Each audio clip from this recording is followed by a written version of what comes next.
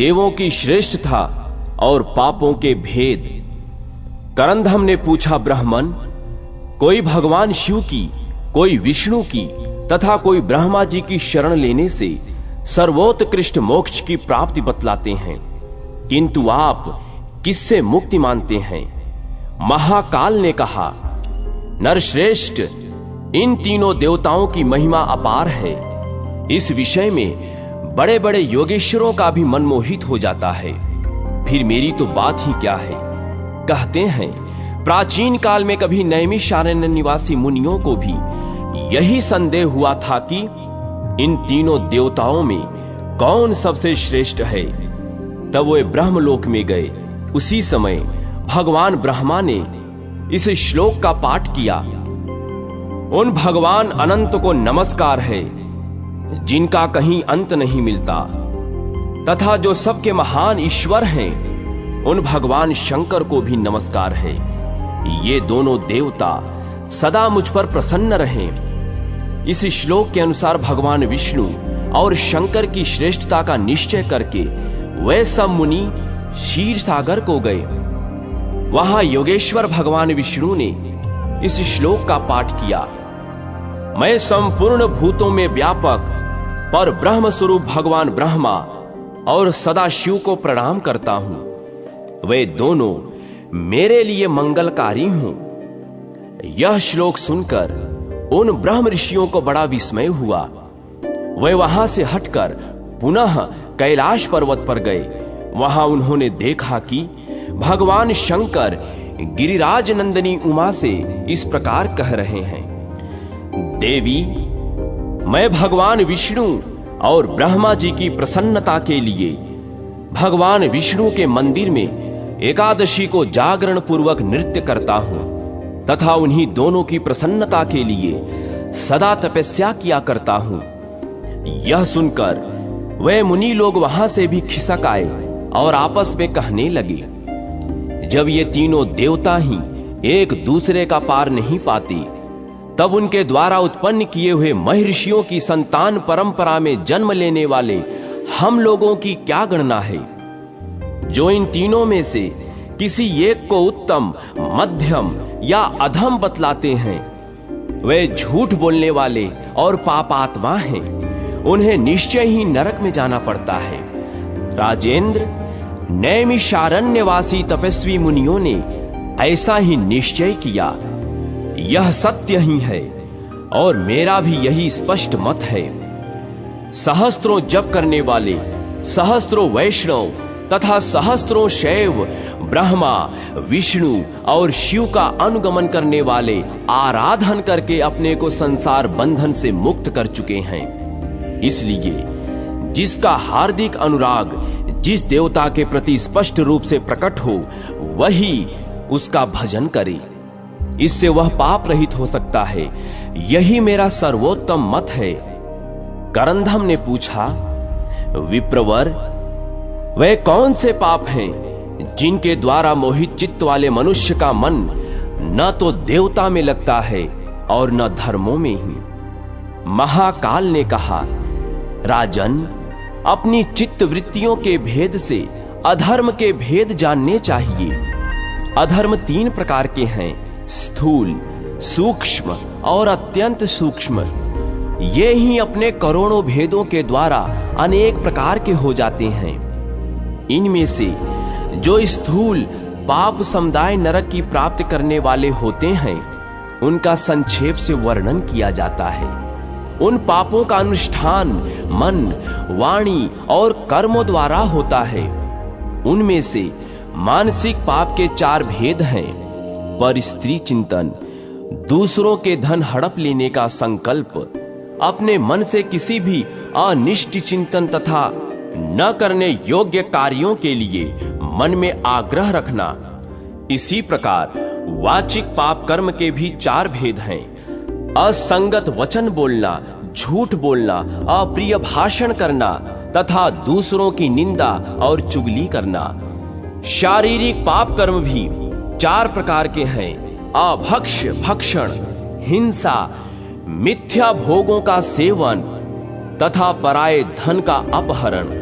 इस प्रकार मन, वाणी और शरीर से होने वाले ये 12 प्रकार के पाप कर्म बताए गए हैं। इनके भेदों का पुनः वर्णन करूंगा, जिनका फल अनंत है। जो संसार समुद्र से तारने वाले महादेव जी से द्वेष रखते हैं, वे महान पातकों से युक्त होने के कारण नरकाग्नियों में जलते हैं। निरंतर फल देने वाले 6 महापातक बताए जाते हैं, जो मंदिर आदि में भगवान शंकर को देखकर न तो नमस्कार करते हैं और न उनकी स्तुति ही करते हैं, अपितु भगवान के सामने निःशंक हो मनमानी चेष्टा करते हुए खड़े होते हैं और क्रीड़ा विलास आदि करते हैं। भगवान शिव तथा गुरुजन के समीप पूजा, नमस्कार आदि आवश्यक शिष्टाचारों का पालन नहीं करते।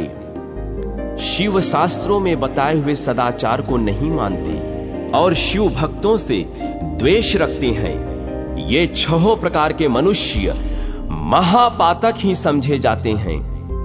जो पापात्मा अपने गुरु का, कष्ट में पड़े हुए व्यक्ति का, असमर्थ पुरुष का, विदेश गए हुए व्यक्ति का तथा शत्रुओं द्वारा अपमानित मनुष्य का परित्याग करता है, अथवा उनके स्त्री, पुत्र एवं मित्रों की अवहेलना करता है, उसका यह कृत्य गुरु निंदा के समान महापातक समझना चाहिए।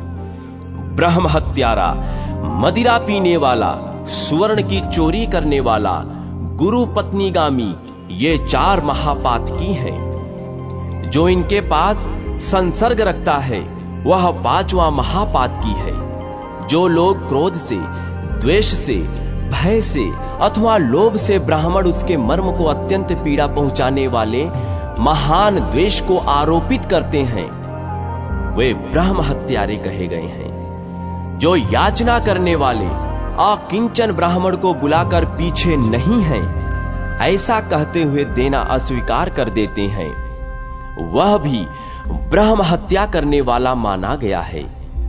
जो सभा में उदासीन भाव से बैठे हुए श्रेष्ठ ब्राह्मण को अपने विद्या अभिमान से निस्तेज करने की चेष्टा करता है, वह ब्राह्मण घाती बताया गया है।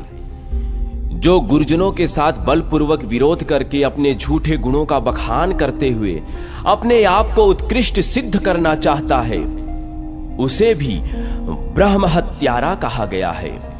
भूख प्यास से जिनके शरीर को संताप हो रहा है, अतएव जो भोजन करने के इच्छुक हैं, ऐसे ब्राह्मणों को भोजन में जो विघ्न डालता है, उसे ब्राह्मण घाती कहते हैं। जो सबकी चुगली करता है, सब लोगों के छिद्र ढूंढने में ही लगा रहता है, सबके मन में उद्वेग पैदा करता है तथा जिसमें क्रूरता भरी हुई है, ऐसा मनुष्य ब्रह्म हत्यारा माना गया है। जो प्यास से पीड़ित हो जल पीने के लिए जलाशय पर जाती हुई गौओं के मार्ग में विघ्न उपस्थित करता है, उसे गोघाती कहते हैं। ब्राह्मणों ने न्यायपूर्वक जिस धन का उपार्जन किया है, उसे छल बल से हर लेने वाला मनुष्य ब्रह्म हत्या के समान दोषी माना जाता है।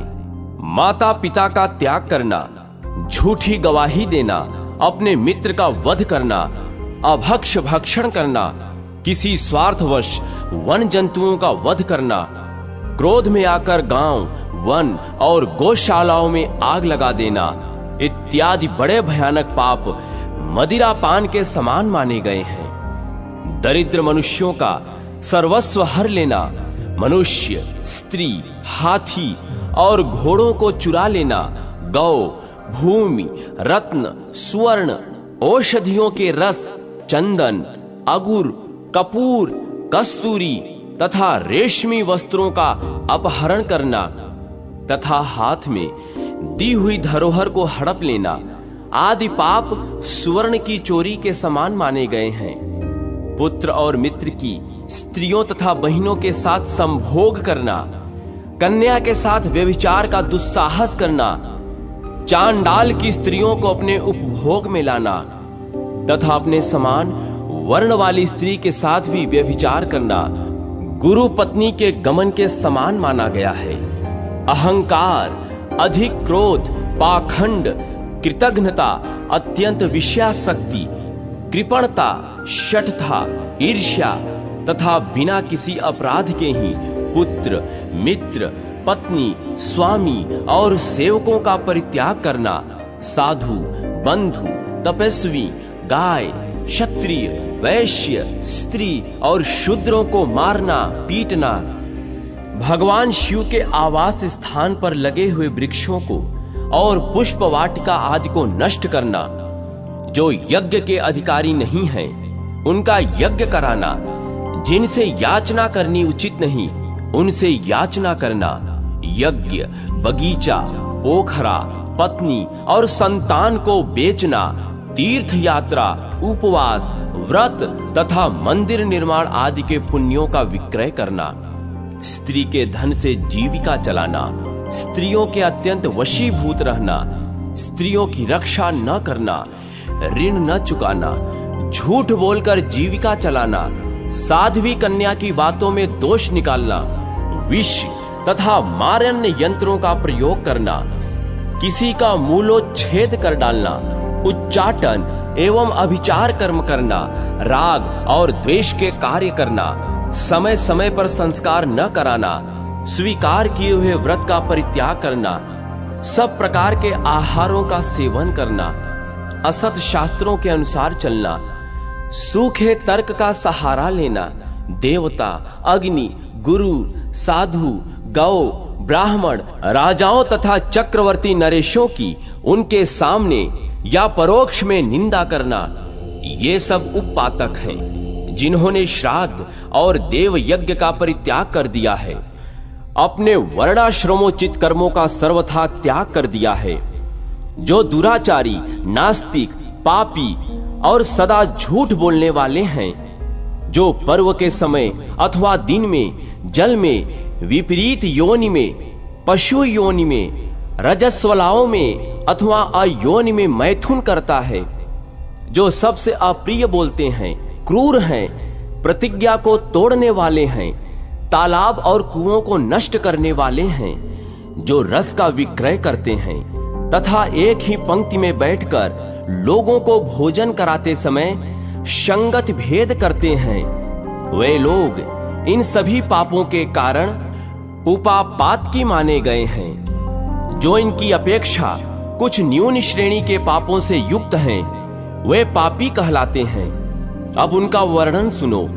जो गौ, ब्राह्मण, कन्या, स्वामी, मित्र तथा तपस्वी जनों के कार्यों में अंतर डालते हैं, वे पापी माने गए हैं। जो दूसरों की संपत्ति से जलते हैं, नीच जात की स्त्री का सेवन करते हैं, गौशाला, अग्नि, जल, सड़क तथा वृक्षों की छाया में, वृक्षों पर, बगीचों और मंदिरों में जो लोग मलमूत्र आदि का त्याग करते हैं, वे पापी हैं। मत वाले किलकारियां भरते हैं, वज्र कवेश, वंचनापूर्ण कार्य तथा वंचकों के आचरण करते हैं, झूठ और कपट के ही व्यवहार में लगे रहते हैं, कपटपूर्ण शासन करते हैं और कूटनीति का आश्रय लेकर युद्ध करते हैं। वे सब पापी हैं। जो अपने सेवकों के प्रति अत्यंत निष्ठुर और पशुओं का दमन करने वाला, उनके अंडकोश छेदन करने वाला है, जो झूठी बातें बोलता और स्त्री, पुत्र, मित्र, बाल, वृद्ध, दुर्बल, रोगी, भृत्य वर्ग, अतिथि वर्ग तथा भाई बंधुओं को भूखे छोड़कर अकेला ही भोजन करता है, स्वयं तो मिठाई खाता और ब्राह्मणों को दूसरी वस्तुएं देता है, उसका पाक व्यर्थ जानना चाहिए, अर्थात उसके किए हुए दान और यज्ञ आदि का कोई फल नहीं मिलता। वह ब्रह्मवादी विद्वानों द्वारा निंदित होता है।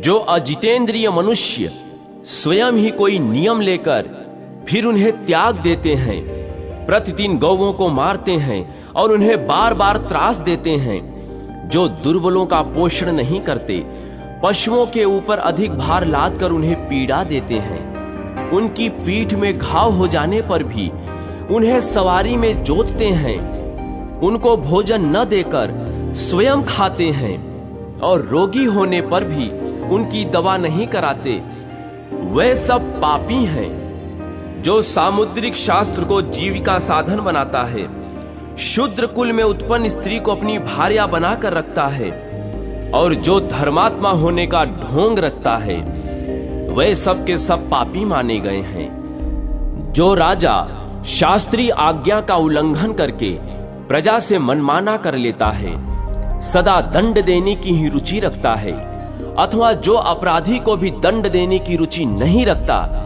जिसके राज्य में प्रजा घूस लेने वाले अधिकारियों और चोरों से पीड़ित होती है, वह नरक की आग में पकाया जाता है। जो चोरी से दूर रहने वाले को चोर समझता है और वास्तविक चोर को चोर नहीं मानता, वह आलस्य दोष से दूषित तथा दुर्व्यसनों में आसक्त राजा नरक में जाता है। पुराण वेत्ता विद्वान इस प्रकार के और भी बहुत से पाप बताते हैं। दूसरों की कोई भी वस्तु, वह सरसों के बराबर भी छोटी क्यों न हो, अपहरण करने पर मनुष्य पापी एवं नरक पर गिनने का अधिकारी हो जाता है। इसमें तनिक भी संदेह नहीं है। इस प्रकार के पाप बन जाने पर मनुष्य प्राण त्याग के पश्चात नरक का कष्ट भोगने के लिए पूर्व शरीर की ही भांति एक यातना देह प्राप्त करता है। अतः नरक में डालने वाले इन तीनों ही प्रकार के पाप कर्मों को त्याग देना चाहिए और श्रद्धा पूर्वक भगवान सदाशिव की शरण लेनी चाहिए। संसर्गवश, कौतूहलवश अथवा लोभ से भी भगवान शंकर के प्रति किए हुए नमस्कार, स्तुति, पूजा तथा नाम संकीर्तन कभी विफल नहीं होते।